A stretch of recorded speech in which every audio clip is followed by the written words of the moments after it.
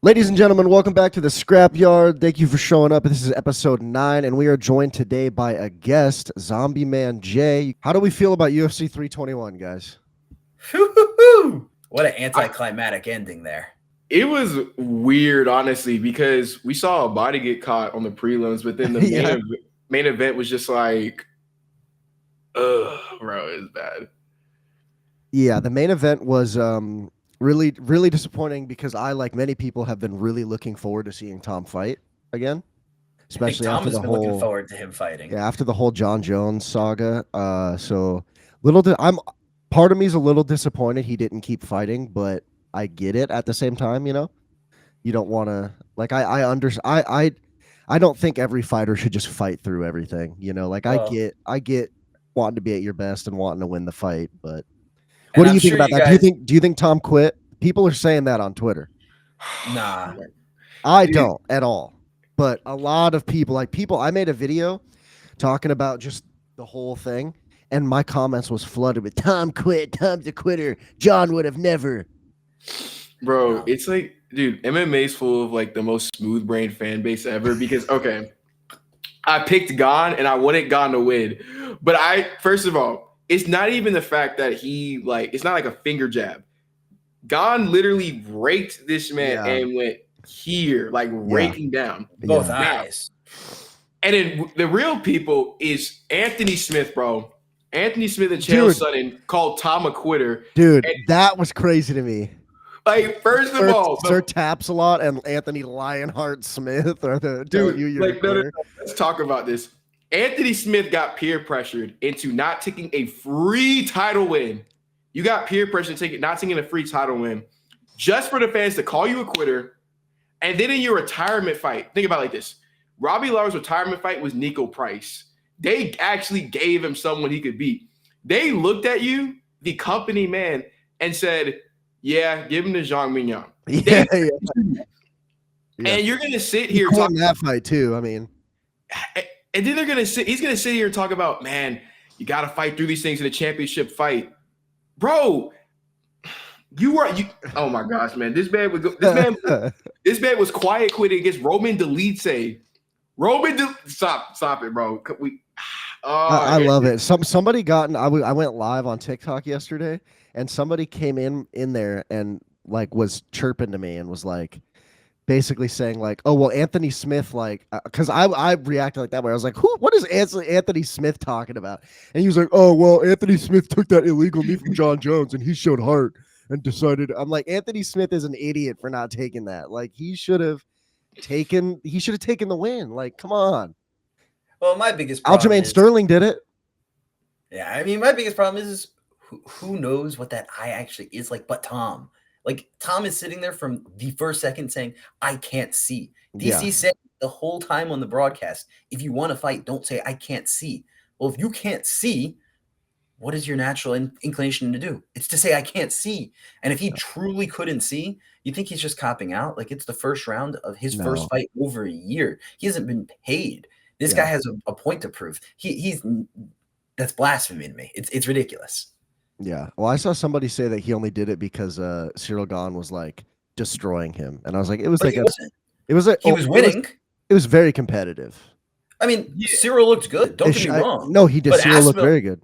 Aspinall was landing some strikes, and he was coming in aggressive. Yeah. I mean, every time that Tom landed, it looked like he was going to finish him, and Cyril was taking them fine. But like, once both of them get tired, once a couple times they've been cracked, it's heavyweight MMA. Anything can happen. So sure, Gahn could have picked him apart for 5 rounds, but if we had more time, Tom could have put him in the dirt. You have no idea.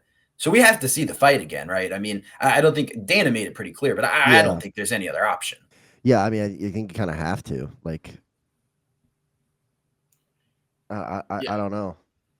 I mean, you really can't make any other fight. But all I'm gonna say is this: Dana's language in the press conference, where he was saying, I think he said something about Tom not wanting to be in there, or he didn't maybe say his name like verbatim, but he alluded to it.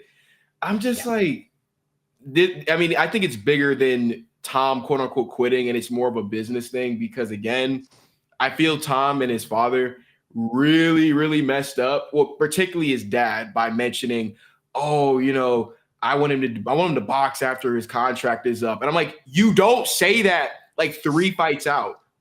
You like, and some people got mad at me for saying that because they were like, are you justifying like the UFC's business practices? It's not that. It's about like self-awareness though.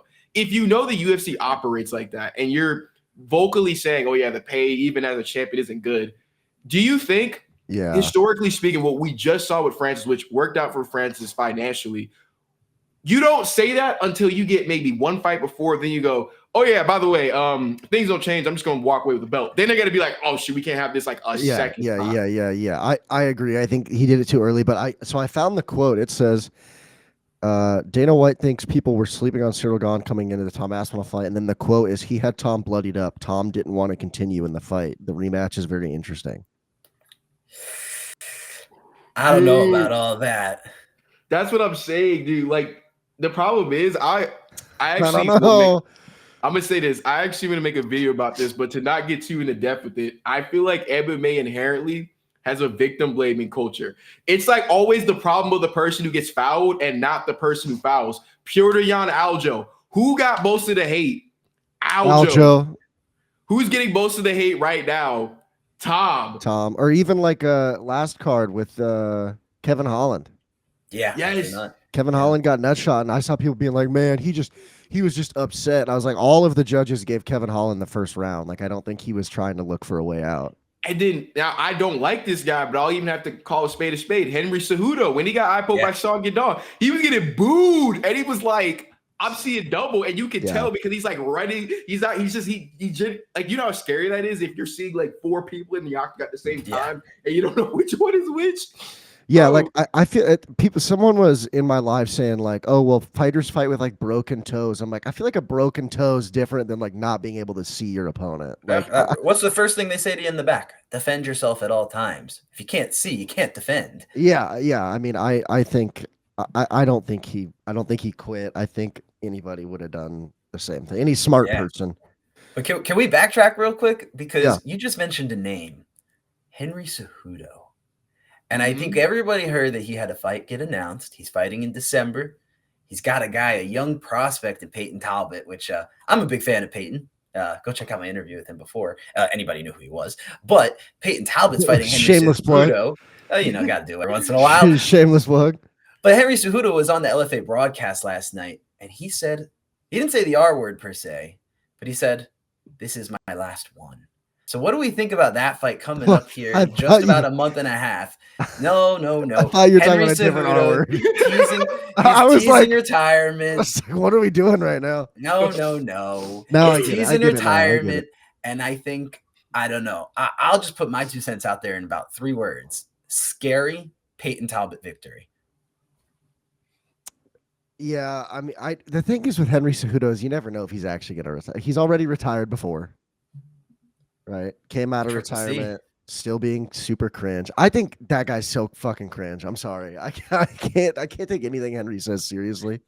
I always think back to the Sean O'Malley clip, like, "Hey, Precious, I'd love a tune-up," and Sean's really like, Sean's like, "You can fight," and he's like, "Yeah." He's like super drunk. I think Henry probably wins just because I feel like Payton Talbott's grappling probably hasn't improved that much. I'm okay with being proven wrong though. I'm gonna be honest. I'm almost certain Payton beats Henry, and this is my reasoning. So I'm thinking back to Cejudo's wrestling. Now in terms of open mat wrestling, Henry Cejudo is one of the best to ever do it. But in terms of like what happens after the fact, I mean, the last time I could even remember Henry Cejudo really having like a strong wrestling game plan work out was like, I couldn't even tell you the last time. Was it maybe Mighty Mouse? Is that like the last time I could even recall that his wrestling has been a huge factor in why he's won a fight? I mean, he took down Marab, but we saw what happened like after the first round. He was getting babied. He was getting, I want to say ragdoll, but he was getting worked. I mean, he got out wrestled by the D3 guy in Aljo, which again is different because it's MMA wrestling.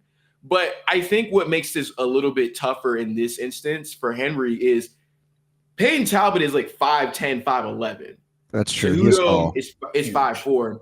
And Cejudo's main game is he likes to work from the outside, blitz in, get out. But the problem is you're going against a guy who is this long. All pressure. And he's also sitting down a lot. The difference between Barcelos was kind of just getting in there and grabbing Payton up. Whereas Cejudo, he likes to stay out and explode. And I feel like that plays a lot into what Payton Talbott likes to do, which is throw the straight 1-2s and likes to go forward. So everything Cejudo, if Cejudo's going backwards, those shots are coming very, very, very telegraphed. They're not going to be duck unders unless Payton Talbot's overextending. I just think stylistically, it's probably one of the worst fights he could have took for his retirement fight. But people will think it's easy because they saw him lose to Barcelos. But I think stylistically, the type of wrestling that Cejudo has, even though it's better, it might be less effective because of how he strikes. Yeah. And if I can follow that up, Jay, I think you're 100% right because Payton Talbott, one, tall as can be. I mean, look at Henry Cejudo standing next to Alan Jouban, who's the same height as Payton Talbott last night on that LFA broadcast. Cejudo looks tiny. So then you think about it, Payton Talbott brings a lot of pressure. He throws those kicks up the middle with the 1s and 2s. If Henry Cejudo grabs that leg and goes for the takedown, you might say, oh, Olympic wrestler, he'll be able to do it. Barcelos did it. Well, one, Barcelos is a Brazilian-level national wrestler who doesn't really wrestle much in his MMA fights, so who knows what Talbot was really expecting. But Payton Talbot does these cool flips to get out of takedowns. I think we're going to see a clinic with his athleticism and his just freakish ability in there. And I mean, at the end of the day, you might want to sleep on him after that Barcelos performance, but look at everything else he's done. His body of work is incredible. Everything is pure athleticism and pure instinct. And I think a guy like Henry, who's now fighting off of experience loses to instinct over time. And if he's not fully in it, I mean, he's already saying he doesn't want to cut weight. He doesn't know if he wants to keep doing it. He's got other businesses. He loves real estate was something he said. I don't know. Those are scary things if I'm an outsider looking in. But Frank Ocean. Oh, come on. I'm just kidding. No, I'm just kidding. I like Payton Talbot. I didn't think about it that way, but I could see it happen. What do you think is next for Payton Talbot if he beats Henry Cejudo? Because that's a big name. Rankings. Everything's in the rankings. They're going to put him on that White House card if he wins this fight. They need an American star. I don't know if do you think they want him on the White House card? Like him? I mean, maybe they do, but I don't know so. that he has the he mic went viral to be a star. You know what I mean, I don't know, like because he's very bland on the mic. On the mic, maybe, but it's he's very on social media. He's very much just like, yeah, we're gonna fight. But I don't know. He reaches a different audience, and he has a big following. Very big on TikTok. He was small. I mean, look, I'm just a guy that does interviews every here and there, and he did an interview with me coming off the Contender Series. He's blown up to the point where now he's with Ariel Helwani. Yeah. And it's just been a year. So I don't know. I think Payton Talbot, this guy is really the limit. He said that no one would accept a fight with him. He said he was willing to fight anybody between him and Henry in the rankings, and everybody said no. He said the only reason this fight is happening is because he said yes. It was as simple as that. So I think if he wins against Henry, I don't think there's a lot of contenders that are outside of the rankings that want to fight him. I think we're talking big name prospects. I think you're looking at a guy like a Rufy or one of those fighting nerds that they push. You're looking at the same type of build from the UFC's angle, I think. Yeah, I mean, in terms of what's next, I would say probably Cheeto, or if you're trying to really see something, put him against Ayman Zahabi. I like the Cheeto one. They look at him as like a Sean O'Malley-ish type of prospect. Give him Cheeto. That's a great test. I think he does bad things to Cheeto. Probably does. Cheeto's been fighting of late. I think most people do bad things to Cheeto these days. And Cheeto doesn't even look bad. He just gun shy, but that's a different topic. Yeah. Fair enough. But I don't know. Let's talk more about the future because I think there's a lot that comes out of this. We were just talking about the heavyweight division, so I want to backtrack. There's a fight we saw, just a few hours ago at this point, Jailton Almeida versus Alexander Volkov. People were calling that a number one contenders matchup. And obviously there was maybe a tiny bit of controversy. I think the split decision, went the right way. But what are your guys' thoughts? I'm biased. I like Volkov. So I'm going to say it went the right way, but I'm biased. I personally, I probably got blacklisted for what I said right after the fight. I tweeted out, I don't know, I'll say it. I said that the two judges and Mark Goddard had lobotomies before they came out to the event. Because, look, this is my issue with Mark Goddard first before I even get into decision. Mark Goddard is terrible for the sport because I'm sorry, Jailton Almeida pass guard multiple times, gets in the mouth, and I'm hearing every 5 seconds, work, and I get it. Almeida wasn't landing a lot of damage. I'm not going to sit here and lie. He wasn't. Any. But there's a part of me where I look at it from this way. Maybe I'm biased from my point of view with the stuff that I've trained. If I see a guy in Volkov who is repeatedly getting taken down, he's getting passed, and he's getting his back taken, and it's particularly in round 2. I remember a sequence where Jailton is in Volkov's guard. Volkov has 2-on-1 in this guy's wrist, and he's doing everything in his power to keep him there. Like, Jailton's trying to posture up, and Volkov is just doing this. Volkov is the one stalling, not Almeida. I think they both fought in a way that wasn't that entertaining. I think both of them. Oh, yeah. Now, Volkov did more on the feet, but for me, I think maybe, again, this is like my brain looking at it this way. I couldn't feel like he won the 3rd round because every time they got stood up, he got taken right back down. It's like he just couldn't stop what Almeida wanted to do to him. Even if I think he had knees in the clinch to begin the round, the shots from bottom, I really kind of disregard, to be real. I didn't think they were that significant. I feel like because it's Volkov, people, even if it was a robbery or not, people won't really care because they felt like Volkov got robbed in the Gon fight. So it's like justice that worked its way around. But to me, I'll say the quiet part out loud. Volkov is not going to beat Tom anyway. So I didn't even think of it as like, well, if he wins or if he gets robbed, that it's justice. Because it's not like he was going to be a threat to Tom or even, I don't even think he'd beat Alex, and I don't think he'd even beat John. I think he's just one of those ones where he's good, but not championship level material. So let me ask you a question, because I think a lot of what you said makes a lot of sense.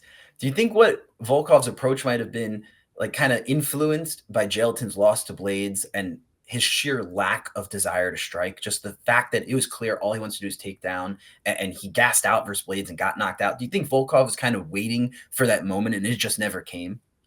Yeah, I think also he must have read up on the criteria because I was made aware apparently the judging criteria changed before I even tweeted that out, but I still stand on what I said about Mark Goddard at least. But I think he looked at it as, if I get taken down, technically nothing is happening. So if I get taken down and I just hold on to this and nothing happens, then I'm probably going to eke it out.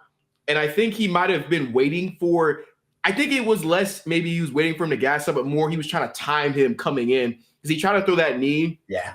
I believe didn't work. Because the problem with Almeida is it's hard to time him up the middle because he actually shoots very low. He doesn't just go like up here to the hips. He's actually going really low, similar, not to like Hamza, not to the same level, but he's shooting very low. So it's going to be very hard to time him coming up the middle. And Volkov just isn't that fast either. That kind of is a big factor as well. And being 6'7" probably hurts with his get-up game. You said he was out. I'm sorry, I walked right into that one. I guess. Out of the corner of my eyes, I saw Jay do the That's how you know I'm young. I can't even protect myself from these things these days. Jay, how old are you? 23. Damn, you're unk. I'm unk in this group. You're unk. I'm 22. You're unk. A whole 2.5. Crazy. But I do want to 25?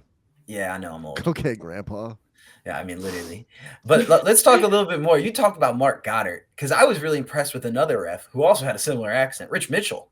I was actually really happy with the way he took a point. And I think there's been a lot recently with, again, the nut kick with Kevin Holland and, you know, the inconsistencies with when we stop a fight, position, or point take, calling the foul at all. I mean, there's just no consistency in the reffing. What do we think about the state of reffing? And honestly, if you remember the Rich Mitchell moment yesterday, I was very impressed with that.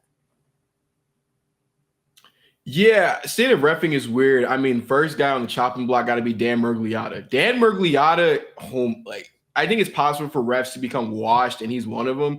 He let Rob Font get beat up for 10 seconds after the bell against, what's his name, Martinez on the Noche card. And then repeatedly, I can't remember if this was on the same card or not, he was stopping the fights like 5 seconds early. Like it would be time left on the clock, and then he would just stop it. And then the worst was with Kyle Nelson and with the steamroller, where literally Nelson just and then Dan just like goes, and everyone thinks like the fight's over because you can see there's like 5 seconds on the clock, and Kyle Nelson's getting hyped, and he's like, "Oh no, the fight's not over," and they're like, because it literally looked like a TKO sequence. It literally looked no different. Like literally, if he messed up and then realized, like let's say he didn't mean to stop the fight, and he saw there was 5 seconds left, he honestly could have played it off like he meant to do that because it looked valid, to be honest. Yeah, I mean, it's just been a crazy state of judging. And if you ask me, I mean, obviously there's always going to be the scoring criteria. It's always going to be under question. I mean, that's why we love the sport, because of the subjectivity. But I mean, when you look at the rules, I don't know if we're ever going to get it right. The eye poke situation with Aspinall, it'll never be taken care of right. Even the 5 minutes that you're supposed to get with Kevin Holland, that wasn't taken care of right, because Kevin Holland's saying nothing, and they give him an extra 25 seconds. I don't know if there's a solution. I don't know, Aiden, if you have any thoughts on this, but I've come to the decision that we just need more coaching, more training, and maybe some new blood, whether it's just less refs are doing the same fights over and over again, or maybe less fights per ref per night. I don't know what the solution is, but there's got to be something. I don't know. I mean, I think just have Herb Dean ref everything. We'll see a lot more CTE, but it'll be okay. It'll be more entertaining. There'll be more knockouts because guys will get knocked out 2, 3, 4, 5 times in one fight. Just have Herb Dean ref, you know? Fighters will never complain, that's for sure. I like Herb Dean, but he kind of sucks in some ways.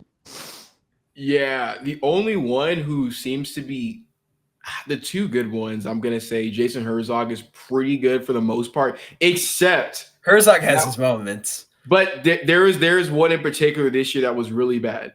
It was Wen versus Muhammad Yahya. Yeah. That, oh my gosh, bro. So many knockdowns in that fight. Like that man probably got 10 years taken off of his life. And now putting on the conspiracy theory hat real quick, because that fight took place in the UAE, right? That was Abu Dhabi, if I'm not mistaken. He's the UAE warrior, yeah. So you don't think Jason probably thinking, I could only stop this if it gets too out of hand. And because he just kept getting back up, but it's like everyone's like, dude, this guy got knocked down 6 times in a fight. I mean, in a round. And then once he saw the eye swab, then he's like, oh, okay, doctor, stop his eyes. Like, it's all honorable. But I'm just thinking, like, why would that even matter? Like, you still got beat up. Like, you still got whooped. Like, it doesn't really change. I'm not gonna lie, man. I thought that he was actually kind of defending himself, and people might call me crazy for that, but like he kept moving. Every time he asked him to show something, he showed something, and every time he said move, he moved, and he was getting up and he was swinging back. I mean, he was doing everything you'd want from a ref's position. I mean, the ref's job is to keep you safe, yes, but it's also to allow the fight to happen. And in a fight, you're gonna get hurt. So I mean, I don't know how you find that balance. I don't know. I think there is a limit for me. Like, I think if someone gets knocked down 5, 6 times, even if they can keep getting back up, there's a level of just it's just gonna get bad. It doesn't get any better, and that's why I don't even blame Rainer de Ritter for quitting. Like people were like, "Oh, dude, he quit," and yeah, sure he did. But I'm gonna be honest. I look at it from the perspective of what was he gonna do in those next 5 minutes. You wouldn't have liked him just basically going out there. He probably would have pulled guard, and he probably would have did the Anthony Smith special 2-on-1 on the wrist and just got like hit. Anthony Smith special is crazy. And honestly, I think throwing in the towel is something that is kind of respectable. Probably should be done more. Like at the end of the day, it shouldn't be the burden of the ref. The coach, the person that you spend most days of your life with, should be the one that cares enough for you to be able to decide, hey, you're not going to win this fight. You are taking life-changing damage. Well, I think the problem with that is because coaches typically get a split, right? They get a percentage of your money. So if you win, human greed, higher percentage. But also, a lot of these coaches are pretty close with their fighters. They know that there's a good chance if you throw in the towel, your fighter is going to be like, "Oh, it was fine. I was going to win." I mean, these are human beings. This is your friend that you want to have a conversation with 10, 20 years from now. He's been struck like 150 to 10, and he's like, I was just buttering him up. He's like, I got him right where I want him. Dude, even though it's a different sport, it reminds me of Deontay Wilder. He fired pretty much almost all of his coaches after they threw in the towel against Fury. And I'm thinking, bro, you should be thanking them. Like, dude, you were literally just like, you were just getting blah, blah, blah, blah, blah everywhere. And you were literally reaching out like this. And you're sitting there like, I want to go out on my shield. He was just figuring out his distance. That's why his arms were out. That's crazy. Speaking of boxing, using the jab to find range. Okay, we'll get it there eventually. Yeah, but speaking boxing, I mean, I don't know if you guys watched it, the Joseph Parker fight last night against Wardley. I saw the ending. Well, I can tell you this, and I didn't watch it live, but the entire beginning of the fight, Parker was winning. Based off the broadcast, he was up 6-2.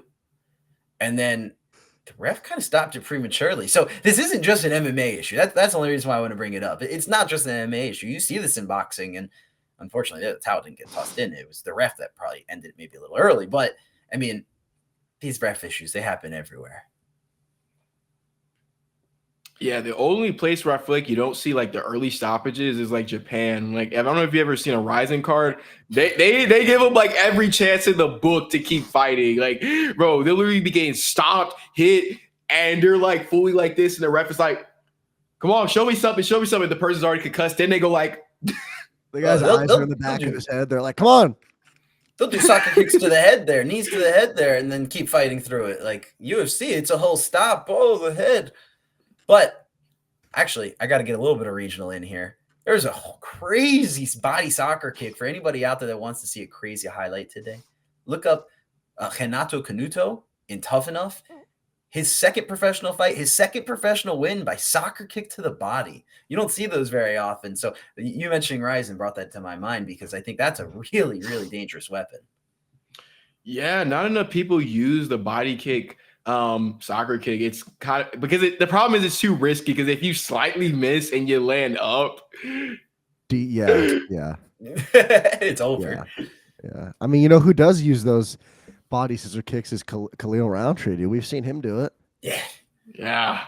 And that got him to the title picture. Yeah, and then now look at him. Anyways, something I want to talk about is fake news within the MMA world. Running rampant. And I'm gonna call out a specific source because they annoy me. Octagon Pulse on Twitter. Yes, bro. Dude, oh my goodness. What annoys me is that they post shit. Sources say they never identify their sources because they don't have them. They're just making shit up.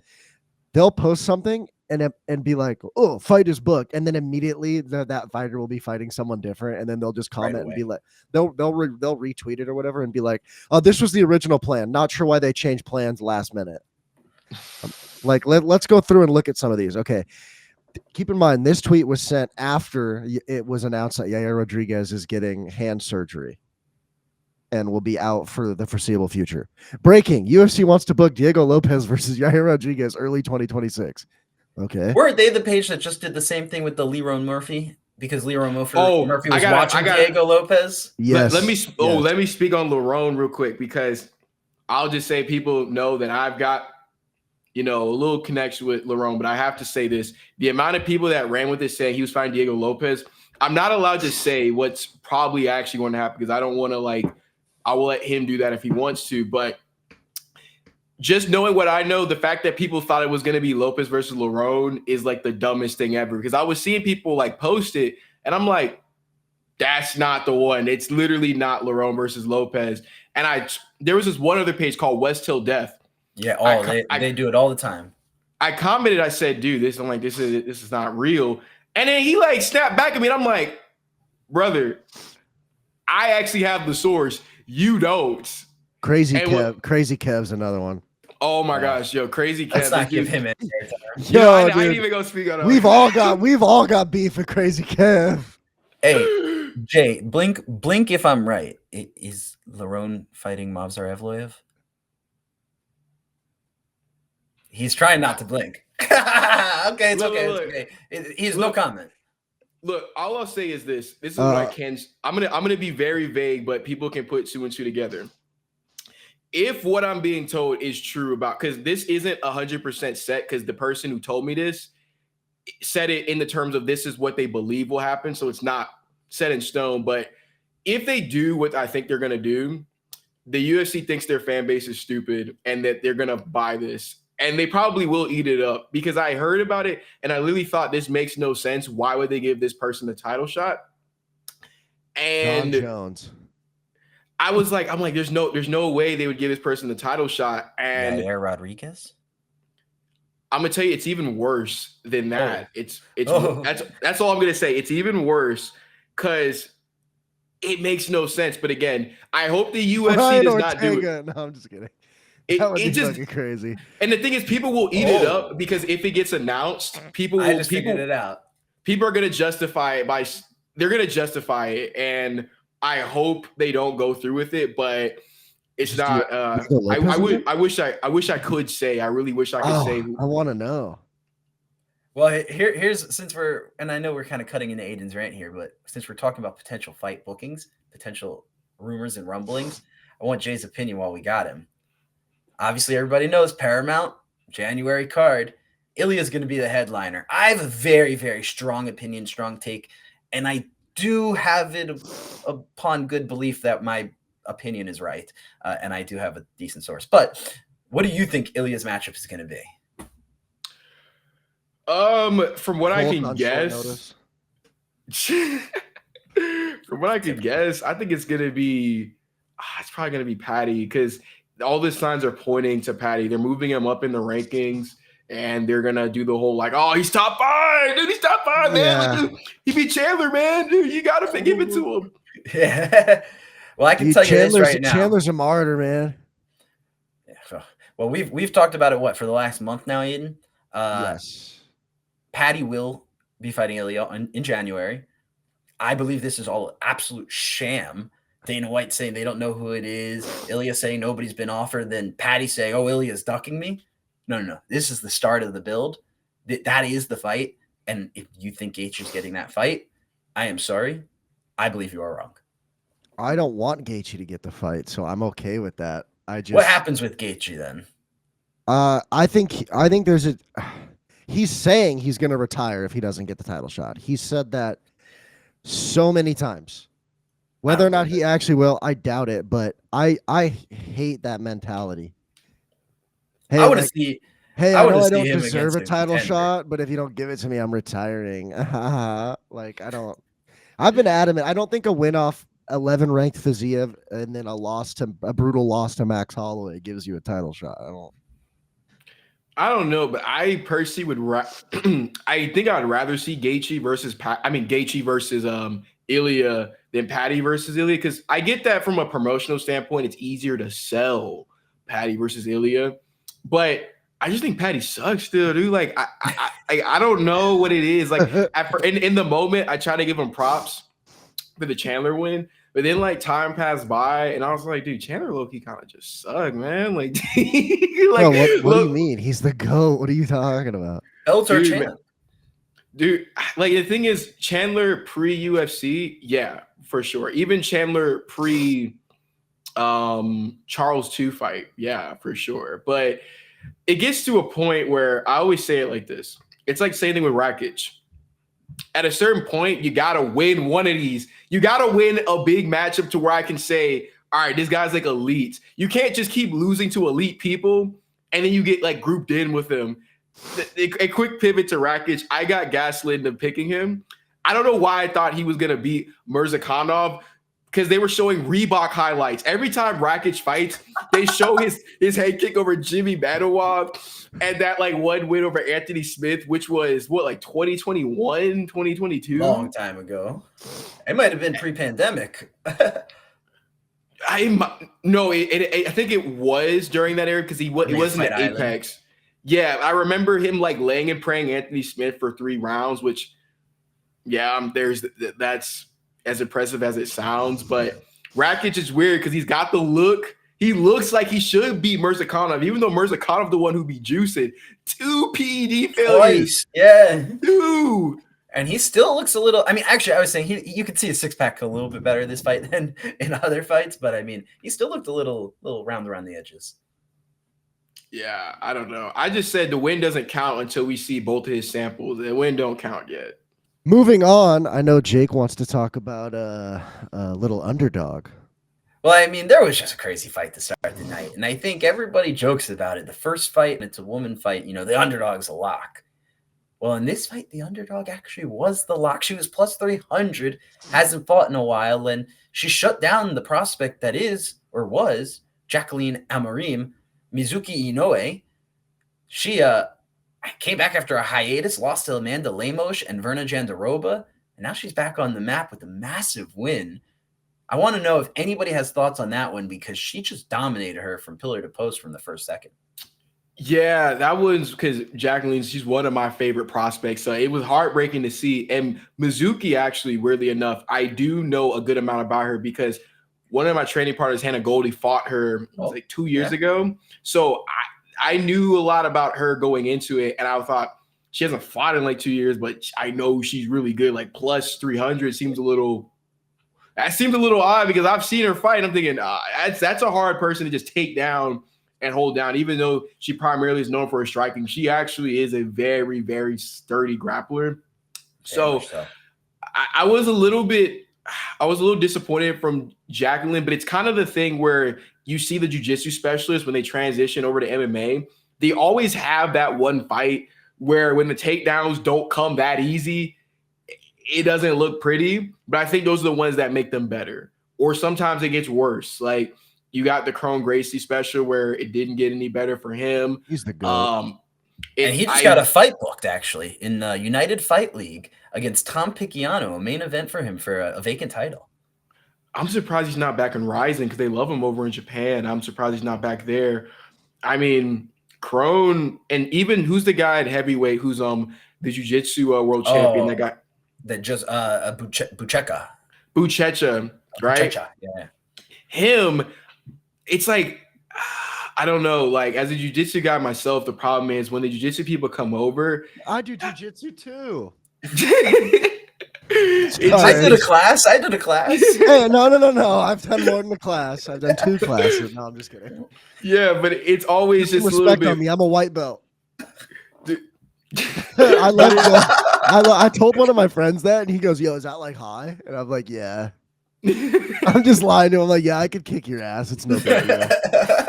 But no, dude, it's weird because the representation is either really good or really bad. Like you've got like Charles and them, but then you've got like here's the thing with Ryan Hall because people make it seem like Ryan Hall sucked. He only lost one fight in the UFC. It was just Ilia. He lost it one time.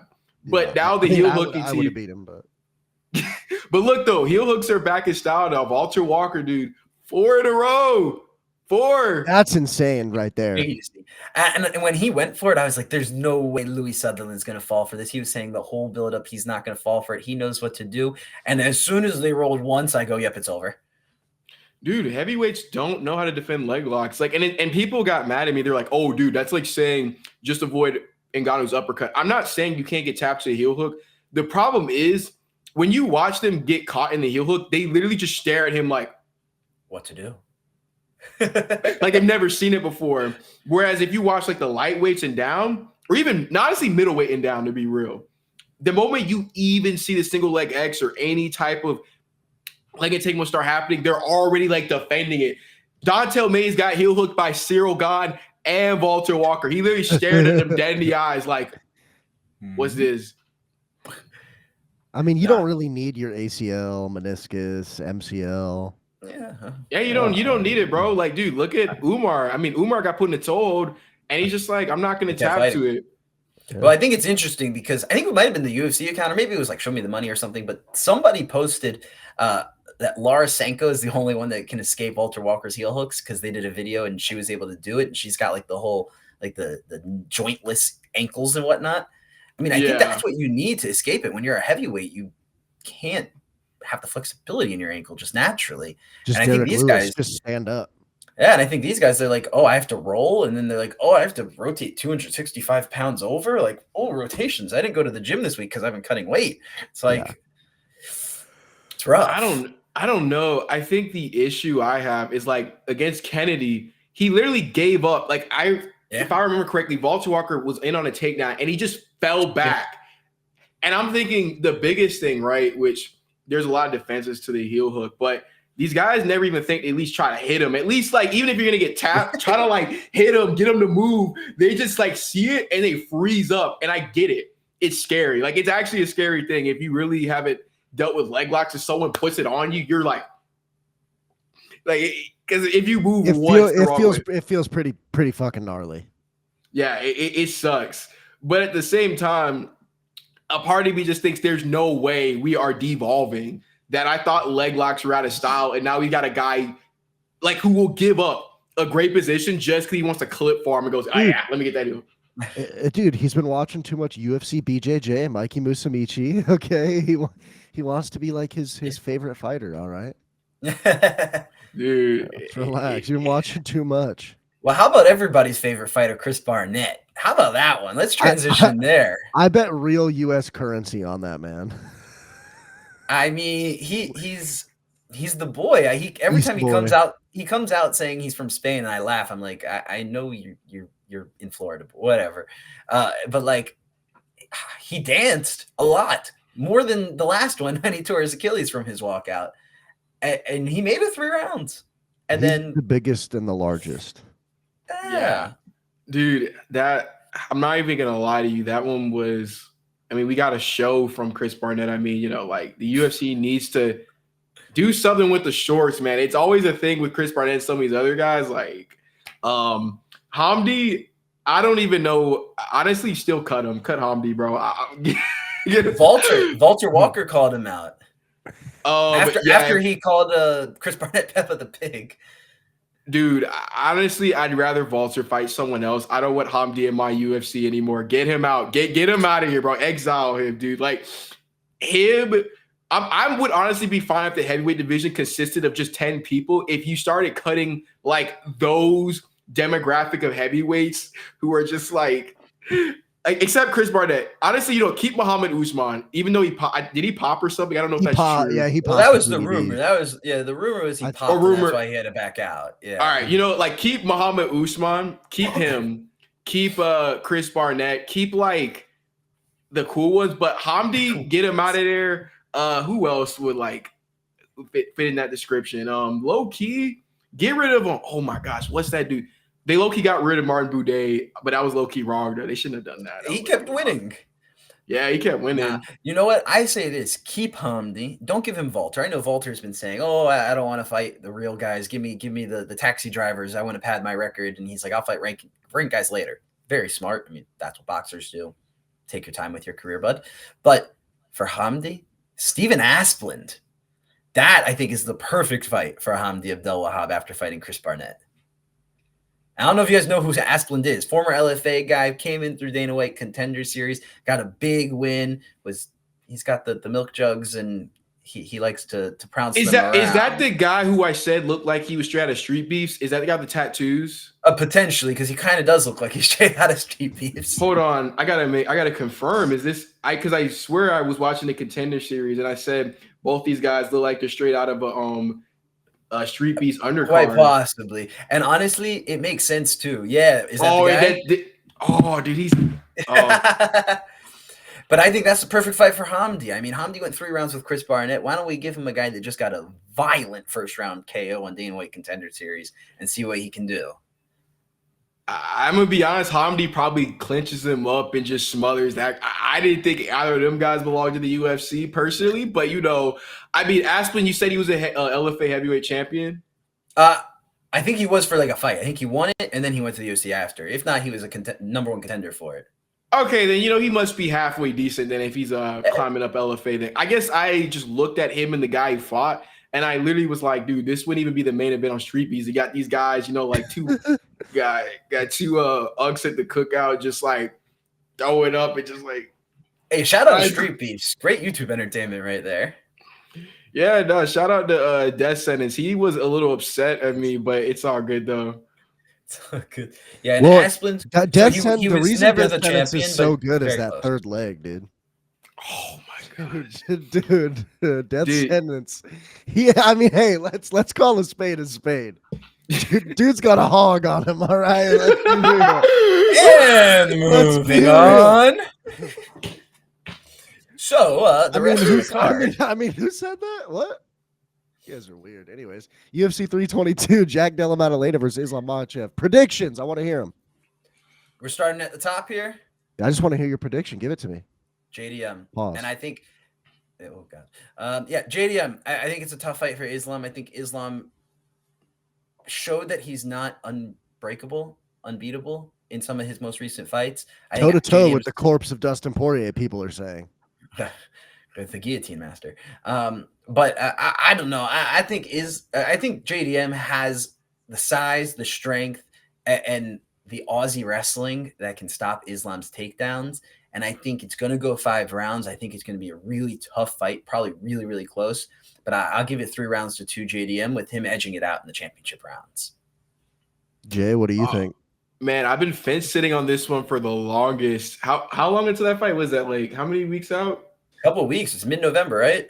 I believe so. Yeah, it's November 15th.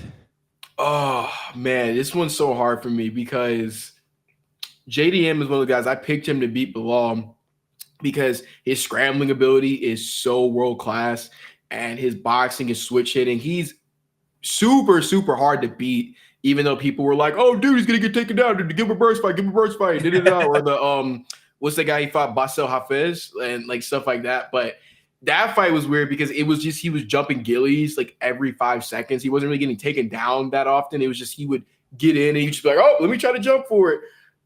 The thing with Islam is I feel like I can't pick against Islam until proven otherwise. Valid. Well, when you get dropped by Moicano. No, listen, though. Listen. And I love Moicano. I think the thing. Did you see the clip of Moicano being like, I took it easy, my brother. I took it easy on Islam. I don't know. I just think, though, particularly for Islam, I still think his defensive striking is pretty underrated. He's not the best going first, per se, like leading the dance, but when he's able to sit on the back foot, his striking actually looks pretty high level.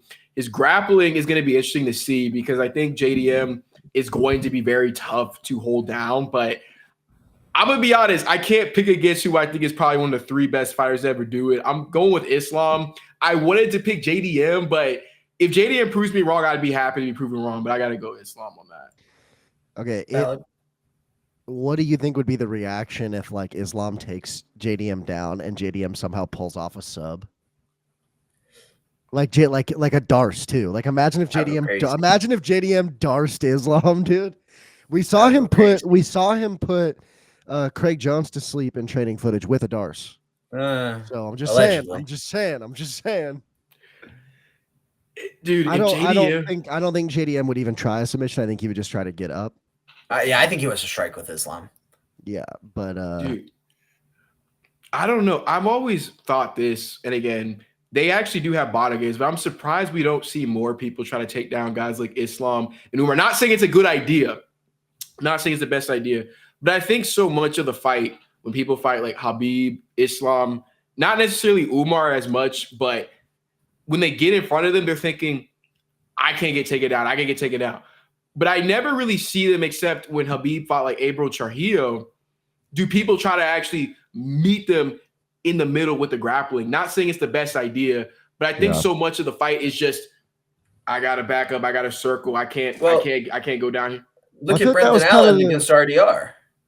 And RDR is a guy who loves being on top, a great grappler, but you stay on top of him for 3 rounds and he quits.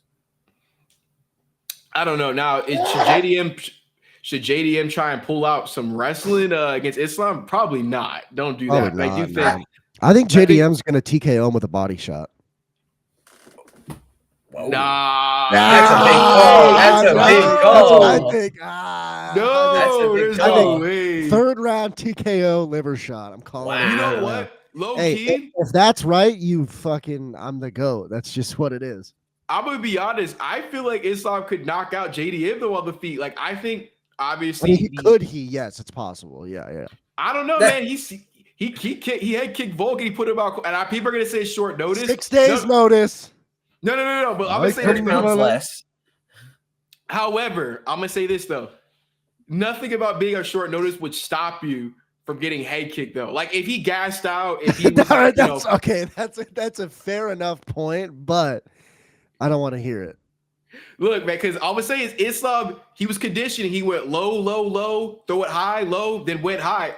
Like, honestly, like Islam might want to prove a point. This is what scares me about Islam compared to Habib. Habib doesn't care about any of that. Islam might be here and everyone's saying, oh, JD's got to set the takedowns, and Islam might go, I'm gonna strike with this dude for 5 rounds. Yeah. I want to prove I can beat him on the feet. I do think Islam is very entertaining too. So yeah. I want JDM to win, but I wouldn't be like upset if Islam won, you know. Actually, no. I would be. I think it opens up a lot but of not because Islam won. I just hate Dagestani. No, I'm just kidding. This guy, bro. And so the co-main event of UFC 322, we've got a little, I guess it's not champ versus champ anymore. Piss break. Barrett is the champ. We got Zhang Weili versus Valentina Shevchenko, and I think it is a great co-main Piss event. break.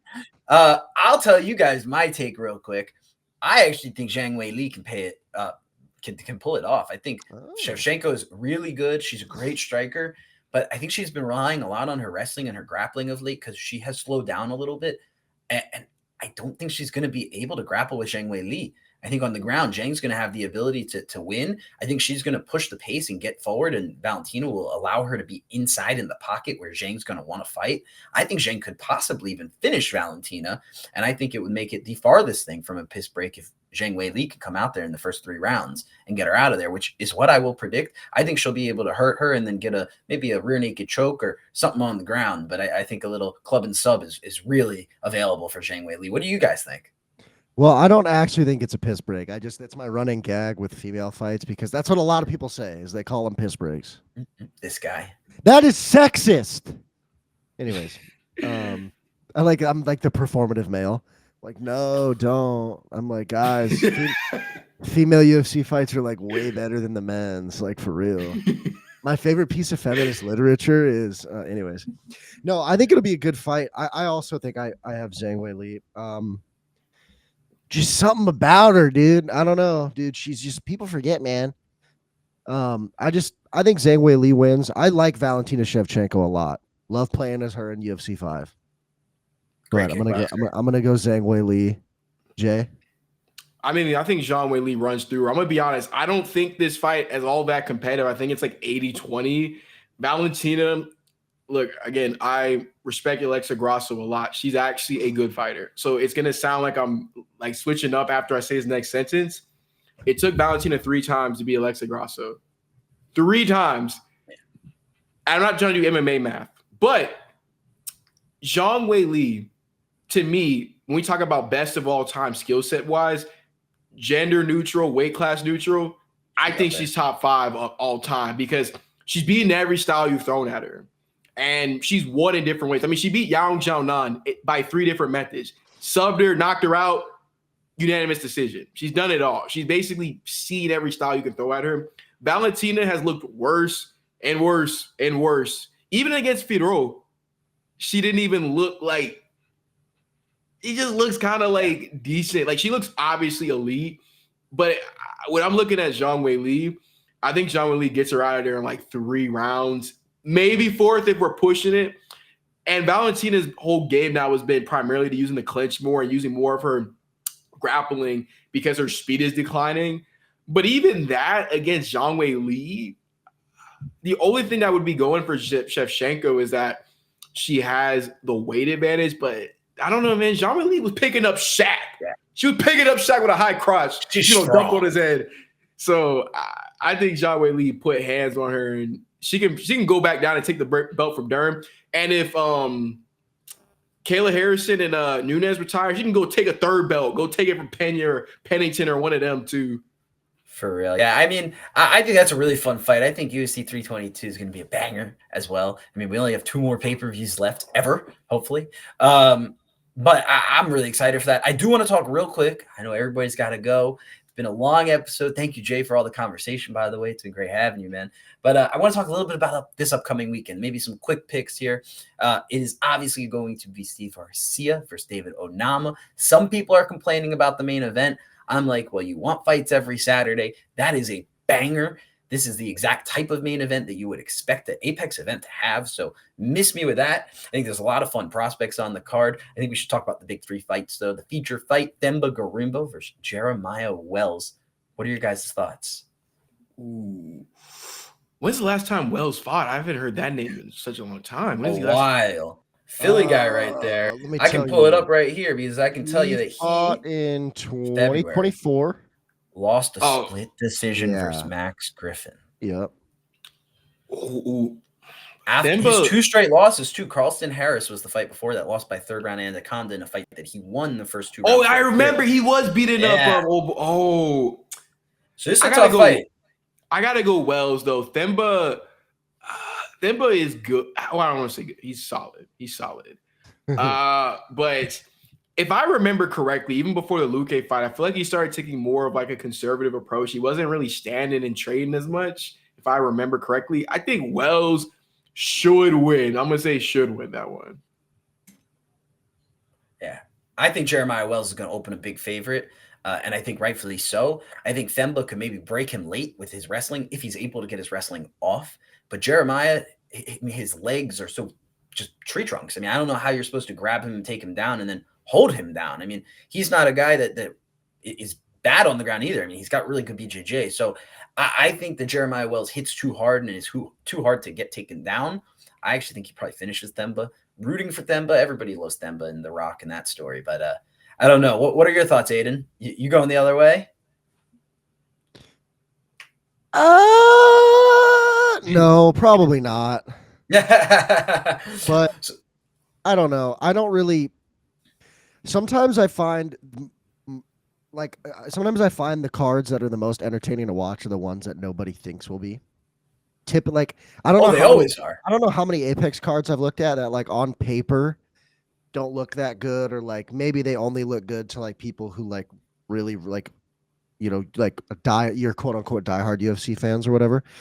Some of those cards end up being the most entertaining, where it's like start to finish just a banger. And fight fans that don't watch Dana White Contender Series, they always say that they never see fun fights. Well, turn up on Tuesday. Oh, during the summer. I don't know what you're talking about. I'm at work when they do those. Get a better shift. All right. Okay. So moving on to the next fight, the co-main event of the night. We got the Salsa Boy, former baseball player, Waldo Cortez Acosta, fighting Ante Delia, who had a big debut at the UFC. What do you guys think about that heavyweight fight? I think is it Delia or Delia? Okay, I think he wins. I'm not from that part of the world. I am so sorry if I pronounced it wrong. I'm picking him. That's all I have to say about that. He was scheduled to fight Cyril Gane at one point. Yeah, I mean, I think Fun fact. Pulling them out today. Yeah, I mean, he's Tom's butt buddy, so I think he probably wins. I mean, Waldo's a weird fighter because is he like in the top 7 or something? That doesn't even sound right to say. Dude, I think he's 6th. Dude, we were getting scary close to like a Waldo title shot. Like it was not about to be funny anymore. I'd say, was he a PFL champion or did he fight for the belt? I believe he was the champ. I can check that real quick. I believe he was the champ though. Well, to be fair, I don't know how much weight it would hold in the grand scheme of things, but even if he was or wasn't, he won in 2022. Okay, I'd assume he beats Waldo. I think because if it goes to decision, UFC rigs it, and they're gonna say, "Tom, fight your homeboy or vacate." I guarantee you that, bro. The rig is in. He's already got a 30-27 waiting for him before the fight starts. That's perfect. Okay, fair enough. So here's to add to your lore, Aiden. Cyril Gane made his promotional debut at the UFC in 2019 at 3-0. Got 3 wins. Pessoa, Mays, Tanner Bozer. They then booked him against 3 different guys. They all fell off before trying to get Ante Delia to sign with the promotion to make his debut against Cyril Gane, who was just 3-0 in the promotion. So we got to see that fight at some point. And Delia pulled out due to contract issues and then went to the PFL and proceeded to get knocked out by Bruno Capoloza before returning to win the belt 2 years later. So I think it's very interesting. I was very impressed with Ante, though. I personally think Ante does too much for Waldo. Waldo is a little bit of a one-trick pony to me. He just really is a jab and athleticism. And clip farming. Yeah, he loves to hit the little salsa. I mean, so hit a salsa, hit a jab, and then maybe beg a judge for a scorecard. Not my type of fighter. Ante Ilia and his third nipple.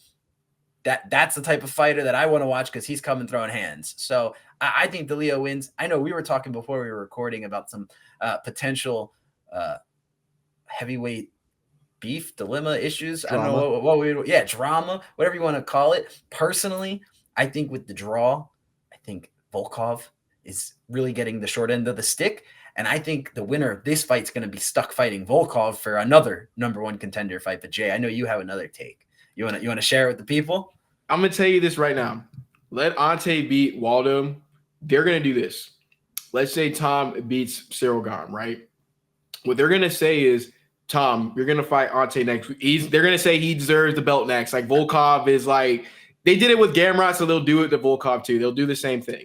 And they're going to use the justification of, oh, well, Tom, if you're the baddest man on the planet, you got to fight anyone. They're going to make him vacate. And then they're going to give the title shot to Alex versus John. I already know that's the play because Tom Aspinall and his dad, when they started opening their mouth about boxing, and then also Tom already saying, I'm not going to fight anyone who's came into my home. I'm like, shut up. Ante could lose. Don't say that yet. Like, Tom says too much, and he's an honest guy, and I respect that. Yeah. But you have to understand who you're dealing with. Sergey Pavlovich, he's a good guy. Sergey Pavlovich, great fighter. Sergey Spivak, excellent fighter. Dude, I agree. Like, it's because Dana holds a fucking grudge like nobody's business. Well, and I'll say this. I do think Dana wanted Aspinall to be the winner. I think he wanted to make Aspinall a star. I don't think he has any ill intention against Aspinall because I think he saw the money that could be there in having a British champion, a British heavyweight champion for that matter, in the UFC. Yeah. So I don't know. I think there's a lot of all that going on. I like Tom a lot. We definitely can't have a French champion. That's for sure.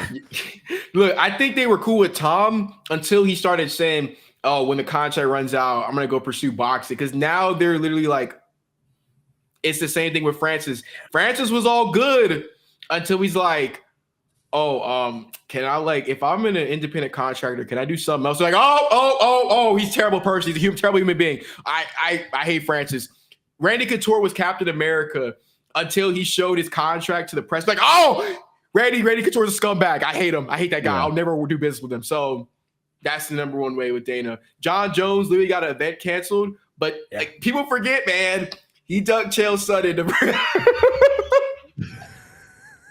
That did happen. That did happen for the folks at home that don't know. It did happen. So he's technically 1-1 with Chael Sonnen if you do think about it. Sorry, one more time. What? John Jones is technically 1-1 with Chael Sonnen because he dunked him back in okay, yeah. I thought you said something else. I was like, huh? Okay, yeah. We all saw it in your eyes. Huh? Yeah, I mean, well, Chael Sonnen's actually undefeated, so undefeated, undisputed, biggest arms in Westland, Oregon, and he's the bad guy too, apparently. Yeah. Good guy, bad guy. But how about the main event next week? David Onama, Steve Garcia. This fight, in my opinion, is one of like the more exciting fights that they could have made in this weight class, especially when we're talking about unranked guys. I mean, both these guys are right next to a ranking. A win here probably gives them a back end fight in the top 15. I actually think this is a massive fight with massive implications. Yeah, they're both ranked, but. Or they're back end of the ranking. Sorry. They're like very fringe. 12 like and 13. Yeah. 12 and 13. So one's gonna fall out on Tuesday. The other's gonna probably move up a slot or two and get a chance at maybe a top 10 guy. Yeah. Man, that one's hard for me to call because I like Onama a lot, but I think I'm gonna go Garcia. Like on the feet, it's hard for me to see a lot of people being Garcia. There's a very short list of guys. If Onama can't really mix it up, it's probably going to be tough. But that fight is going to be super good, though. Like, that's actually one of those ones where if you – not to do the if you know, you know. But, like, stylistically, that actually is a good fight. And it's hard to tell people who generally just tune in for, like, the numbered cards to go like, dude, you got to watch Steve Garcia versus Onama, man. Dude, it's going to be a sick fight, dude. They're going to be like, oh, dude, okay. Like, whatever. Who's that guy? Yeah. But in all actuality, if you're watching all of Steve Garcia's fights, super entertaining.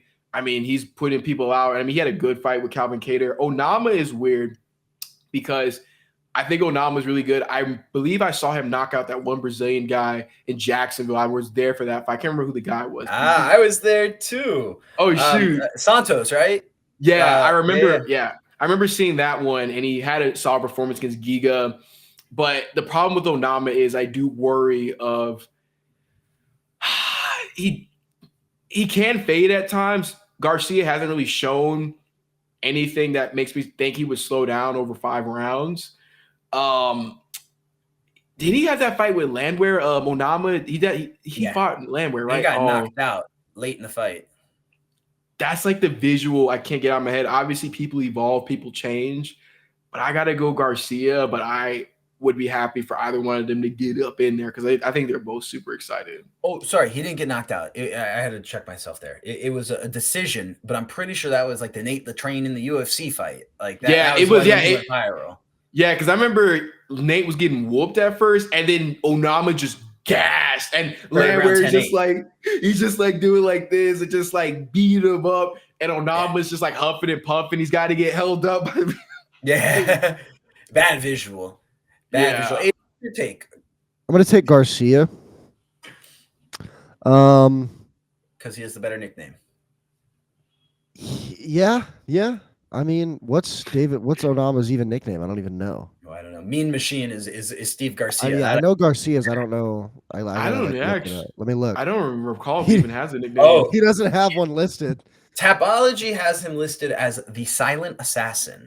You can't ever trust Tapology's fucking. They come up with the. I don't know. I don't trust them. I'm gonna go Garcia by cooler nickname. Interesting. So I'll be the one that's on the opposite side. Maybe our first disagreement here. I'm actually going to rock with David Onama, which is a little bit of a scary pick. The Mean Machine is a dog. He has some of the heaviest hands that you will see in the lighter weight classes. But I think when you look at Onama, he struggles with guys that will take him into deep waters. Mason Jones, Nate Landwehr. I don't know if Steve Garcia is going to be that guy. And I think Onama brings too much pressure in round 1 for Steve Garcia to deal with. And I think you said it very well, Jay. I think he's going to have to mix it up. But I think he's going to get the takedowns. I think that's what people miss from Steve Garcia's last few fights. He's fighting pure strikers. Yeah. And so I think if he can get it to the ground and slow Steve Garcia down, that power is going to be gone in rounds 2 and 3, and Onama's not going to be able to break. And I think we'll see a really, really tough fight. I guess this will go into the championship rounds if there's no finish. And I think even though we saw the bad visual with Landwehr, I actually think Onama's style is better for 5 rounds than Steve Garcia. So I'm going to go Onama. It might be a little bit of a crazy pick. I do think it's going to be the less popular pick, but I'm going to go Onama. Interesting. Yeah, it's hard way to call because I think both of them, there's a lot of questions still with both of them. But Garcia is hard for me to pick against because he knocked out Chase Hooper, right? If I remember that correctly. Yeah, that was his debut. Yeah, man. Like Garcia is one of those ones where it is a short list of guys who I would be like, okay, yeah, he's beating Garcia, but Onama, oh man, it's tough because Onama did beat Giga though. So there is that. And I think Giga's a more technical striker than Steve. And right? That's what's strange about it because I do believe, technically speaking, Giga is better. But in terms of how the tactics work out in MMA, Garcia's a little bit more wild. But I like his style a little bit more because it really forces the issue. Whereas Giga sometimes will be on the back foot. He's kicking at range, and he just allows people to bully him. Like Arnold Allen picked up MMA as a hobby after he probably wasn't good enough to play football or soccer, and he was schooling him on the feet. So I don't know. Yeah, it's a fun fight, and honestly, it's a very underrated card. There's some really fun fighters who I think they're trying to. I mean, this is the time of year. Dana White Contender Series just happened. They signed a bunch of fighters. This year, they signed fighters straight to the UFC too. A bunch of Europeans, and now, I mean, I think you're looking at they're weeding out fighters. So you got some really fun guys who came in on the Contender Series because they were fun, and now they're squaring off against other fun fighters. So I think we actually have the opportunity for a lot of violence. I think Charlie Radke, that's my guy. Chuck Buffalo, I think he's maybe one of the first guys you can say, hey, this is a violence fight. I think there's a couple other really fun fights on the card. Does anybody have anything that they want to talk about on this upcoming card besides what we touched on? I think the last little highlight is I want to say Phil Rowe, Philly Fresh. I think that's one. I think he's opening up the prelims. That's one where you gotta watch the curtain jerker for that one. Tough opponent too. Siakon Ko. Yeah, he beat I believe Oban Elliott, right? He beat Oban. Yeah, that's a really good one. But I think with Phil, the biggest thing for him, what I really want to see is he had the fight against Ange Lusa where he really had to dig deep. It wasn't the first time he had to dig deep against Nico Price. Again, had two close ones with Neil Magny and Jake Matthews where one more push in that third could have swung his way, didn't go his way. But you're starting to see now where, to me, Phil, in my opinion, has some of the best jiu-jitsu, but people don't know about him. He's going out there, he's competing with Craig Jones, Gordon Ryan, like all of them out on the jiu-jitsu scene. Like people don't really talk about this enough. A lot is known about with his boxing. He's got some of the most knockouts in welterweight history. I mean, this guy, though, it's tough because this guy beat Oban, and beating Oban off rip is impressive. But I think Phil, honestly, has another finish, probably second, third round finish against him. And I think one more, he could try to get back into that top 15 because he was super close if he would have beat Magny, but he still floated. Absolutely. I actually want to pop back, and there's two more really quick things I want to talk about. Okay, let's hear it. I'm sorry, but there's really good fights here. I think there's one that I want to talk about with Jay after this one, but right before it, the fight before is Ketlin Vieira versus Norma Dumont. I like Norma Dumont, and I think she's really close to getting a title fight. What do you guys think? I mean, I think it's crazy. That's on the prelims. Yeah, no, Dumont's probably going to beat Vieira, and they're probably going to throw in there once the Nunes Harrison saga ends, because I can't really think of anyone else at 135. I think the only other 135 contender who I find interesting is Jacqueline Cavalcanti, the one from Brazil and Portugal. I think she's actually pretty good. Macy Chiasson was making a little run until she lost recently to what's her name? Macy Santos. Yana. Yana Santos, the one who's married to Thiago Santos. I do like what's her Jocelyn Edwards. I think Jocelyn Edwards is real good. Although Eileen Perez fights at 135, right? Yeah. She's also another wrestler type. She might actually get close. Oh no, shoot. She's actually not that far off from getting a shot. There's not a lot of contenders, dude. I think it's gonna probably end up being like Norma versus I couldn't even tell you because Pena again. Are they gonna do the Pena rerun of? I don't even know who Pena fights, to be real. She's talking about I want next on Harrison versus Nunes. I'm like, yeah, no fucking way. Yeah, right, buddy. And the UFC would do it. You're ready to learn Chinese, buddy. You know the UFC would do it too for the same reason why they were very happy Mackenzie Dern won. They would love for Juliana Pena to be in the spotlight again.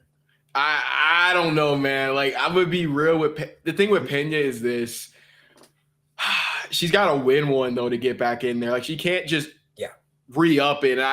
That's where I start to go like, maybe she fights Norma Dumont next. I don't know. The UFC does some crazy things.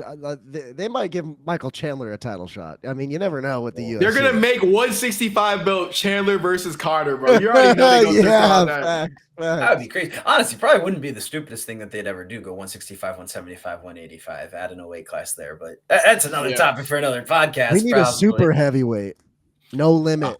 That's what PowerSlap's for. Oh my gosh, dude! Can we like cut off PowerSlap, please? Like, I've actually never met a Jake likes PowerSlap.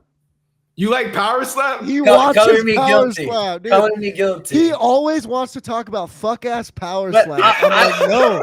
But I'll be the first one to say I'm crazy. I'll be the first one to admit I'm crazy. You are the first person who I've ever came across that actually, like, I thought PowerSlap was honestly like dead internet theory. I didn't think anybody actually was watching it. So it's you who's just Jake. Like, it's probably just me. Let's be honest. But no, I do enjoy PowerSlap. I have to admit, you give me entertainment, I'm gonna watch it. I just don't find it entertaining. How do you not find it entertaining? It's because it's the same thing every time, and there's no variation. There's no defending it. You're just, I don't know. You say the same thing about every sport besides the No, there is defense in the sport, but no. Like, okay, I would understand PowerSlap, like if you're scrolling on YouTube Shorts or Reels and you see it and you stop by like, oh shoot, that was crazy. Yeah, or but you're like watching super fake. But like the card itself, like how does it work? Like do people like do they get the whole walkout everything and they're like warming up the warm-ups aren't really a thing, but yeah, I mean it's interesting because they have one coach for each side, so you don't have your own coach there with you, and it's the same coach for everybody. Yeah, and what do you need? What do you need a coach? What do you need a coach for? Okay, slap him. Now, I'll be honest though, the best coaches are the ones that when they get knocked down, coach them through standing up, because that's the biggest thing is faking that you're not dizzy. But I'll be the first to admit it's a crazy sport, but if you go into it understanding that everybody competing knows it's a crazy sport and signed a waiver and decided to do it and getting paid, and I'm sitting at home and they're getting paid because I'm tuning in and watching, I can justify it. It's okay. I feel like, I guess it's for opportunity. Me, I liked it when it was like something I would see in Russia. Like I would scroll by. There was that one dude who had like the tattooed black eyes, and he was getting slapped by that one. I don't know that guy's name, but like, I think his name's like Dumpling or something. Yeah, Dumpling, who's in PowerSlap now, by the way. Oh my god! See, that's the only one I know. Or I guess there's that guy, the crazy Hawaiian. Is that his name? Yeah. And he's gonna fight my boy, the heavyweight champion Damian DeBell, probably at some point in the future. I don't know if it's his next fight or the one after. Yeah, isn't it Paige Van Zandt in that too? She is indeed. Yeah, and John Dodson's wife as well, Chelsea Dodson. And there's a couple names. There's a what's her face? Jackie Cataline. And a couple Contender Series girls that got close to it, they're fighting. And what they're doing now is they're tapping into the pro wrestling market. So pro wrestlers that didn't make it to like the big show, they've been signing a lot of pro wrestlers to compete. This is probably the most discourse I have and will ever have about PowerSlap, man. So I guess this is You're welcome. Moment. Welcome to the scrapyard. We're here to talk everything combat. Bro. And I'll sit here. I'll talk about bare knuckle with you. When are we gonna talk about Indian mud wrestling? You know what? There is actually an Indian mud wrestler who made his debut and won on this most recent card. Bro, how do you fucking know that? I watched the card. I put it on my TV. Yo, I was talking to somebody about this the other day. He's another content creator, Bradley Gleason. We were on TikTok live together, and he goes, "Dude, your fucking co-host knows too much ball." I was like, yeah, "You're right, dude." I was like, "This guy's got no life at all." Hey, shut up! I brought up Indian mud wrestling as a joke, and he's like, "Well, actually." Well, take the derivative. Well, actually, I'm like, no way, dude. That's crazy. Oh, and you know what's crazy is those Russian videos that he was just talking about. One of the main guys from those videos they signed to bring in the PowerSlap and brought the Indian guy in to fight him. The guy was a massive favorite, and the Indian guy won at a 30-pound disadvantage too. It was like 230 pounds versus 265 an Indian guy pounds. winning in a combat sport. I mean, they've been India needs a bit of a rough spell. They need a good UFC fighter. I mean, I know he's not. Oh, I guess he's Indian, but not from India. That one guy who's a heavyweight champion and won. What's his name? Oh my gosh, he's out of Canada though. Oh my gosh, I'm thinking Anatoly Malkin, but that's not who you're thinking of because he's Russian. He's not the champion, but he fought for the belt, or he might have been champion. He's from Canada, and I know he's Indian.